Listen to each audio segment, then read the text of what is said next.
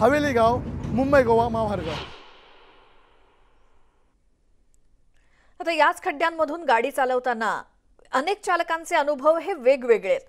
खड्ड्यांमधून गाडी चालवताना अनेक महिलांना खूपच त्रास होतो। यावेळी आम्ही एक महिला चालकाशी संवाद साधला आणि त्यांनी त्यांना होणारा त्रास आम्हाला सांगितला। मी सध्या मुंबई गोवा महामार्गाच्या आपल्याला प्रवेशद्वारावरतीच उभा आहे।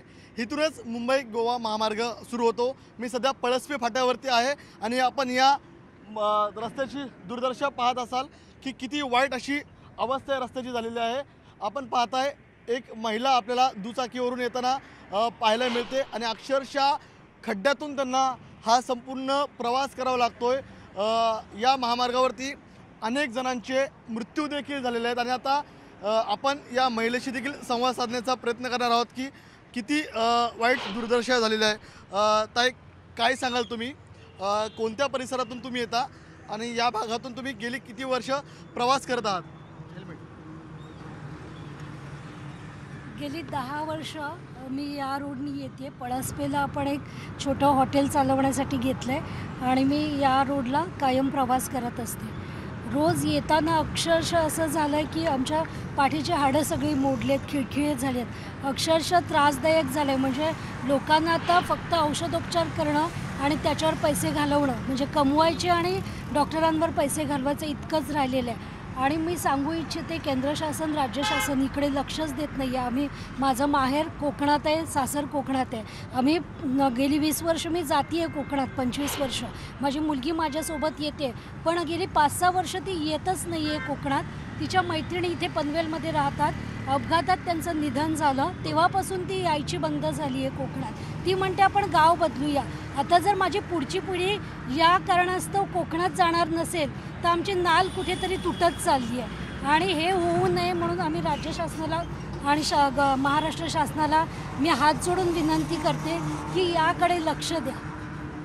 तर आपण पाहत असाल एका महिलेची व्यथा आपल्याला खड्ड्याच्या निमित्ताने बोलताना त्या महिलेच्या डोळ्यामध्ये आपल्याला अश्रू पाहायला मिळतात। काय इथला तुमचा अनुभव आहे? नातलगांचा तुमचा काय नेमका अनुभव आहे?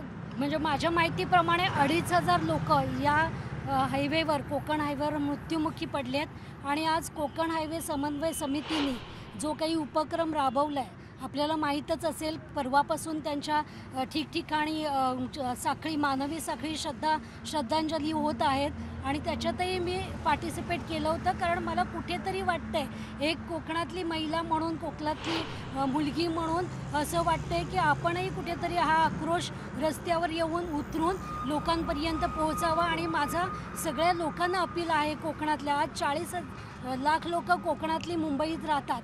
आज राज्य शासन कार्यकर्ते हे आपल्या जीवावर निवडून येतात आणि ते आपल्याकडे दुर्लक्ष करतात। खरं तर त्या आपले नोकर आहेत, त्यांना आपण निवडून दिलं आणि त्यांनी या गोष्टींकडे लक्ष दिलं पाहिजे।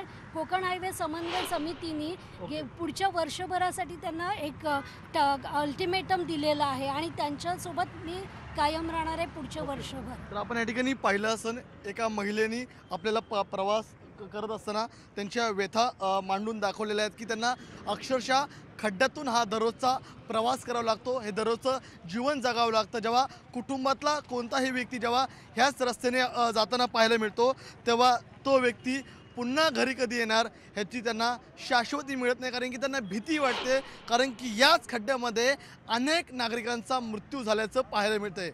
त्यामुळे हे रस्ते खड्ड्यामध्ये आहेत की खड्ड्यात रस्ते, हा प्रश्न या निमित्ताने उपस्थित होतो आणि त्या निमित्तानेच न्यूज 18 लोकमत तुम्हाला खड्ड्यांची संपूर्ण कॅम्पेन दाखवताना पाहायला मिळतंय। संपूर्ण मुंबई गोवा महामार्ग असेल किंवा राज्यातील इतर खड्डे असतील ते तुम्हाला आम्ही निदर्शनास आणतोय आणि हे सगळे आपण खड्डे आपण शासन दरबारी त्यांना पाठवणार आहोत। त्याचं दृश्य दाखवणार आहोत। शासनाला नेमक्या या संदर्भात कधी जाग येणार आणि शासन या संदर्भात नेमकं कधी पुढचं पाऊल उचलणार ते पाहणं तितकंच महत्त्वाचं ठरणार आहे। व्हिडिओ जर्नलिस्ट गणेश काळेसह मी तुषार रुपनवर, पळसपे फाटा,